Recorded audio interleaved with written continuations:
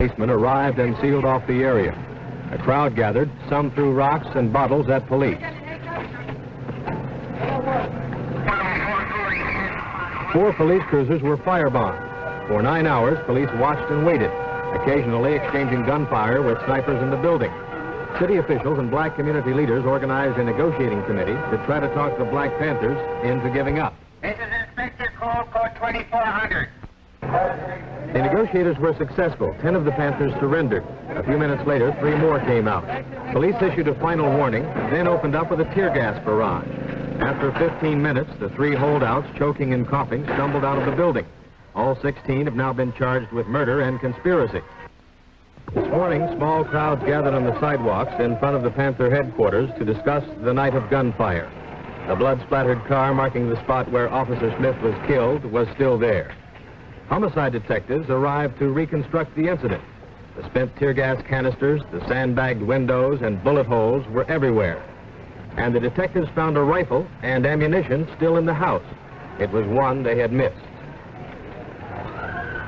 Black Panthers headquarters. Right across the street from one of my father's restaurants with all them people over there. What was the name of your father's restaurant? Borm's Soul Food.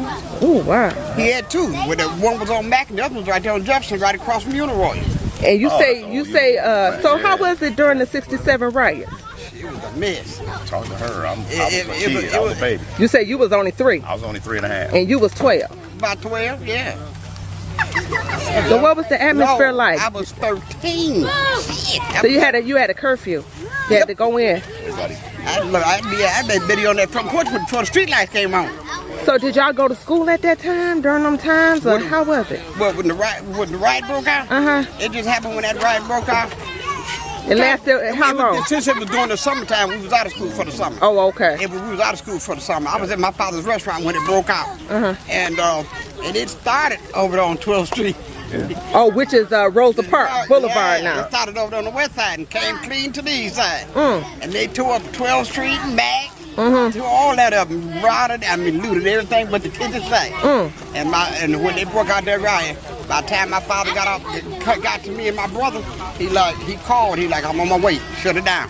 Right. I locked up into the front door. The Black Panthers stood in front and said, can't nobody come in, and the people is in coming out. Did that? The Black Panthers in Detroit City had a headquarters. Yep, they had a headquarters down there on Mac. Wow.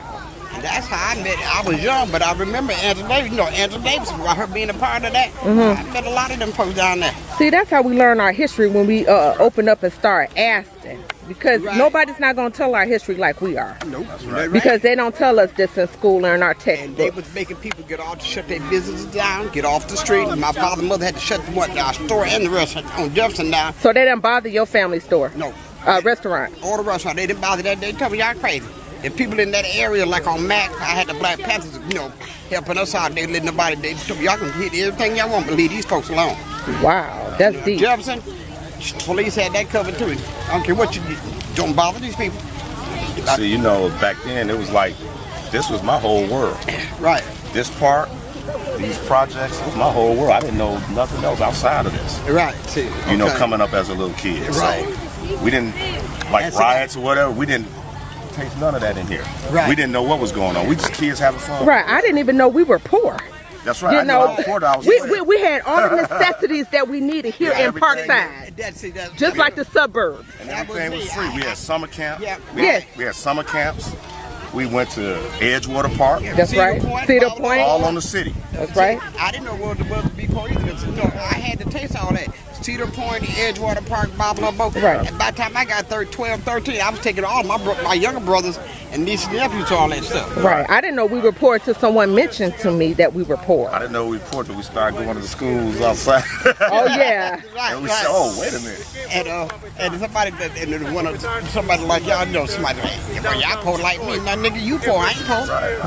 As long as I got shoes on my feet and a roof over my head, I ain't poor. Participated in everything. Yeah, we did too. All right. Well, thank you. No problem. No problem.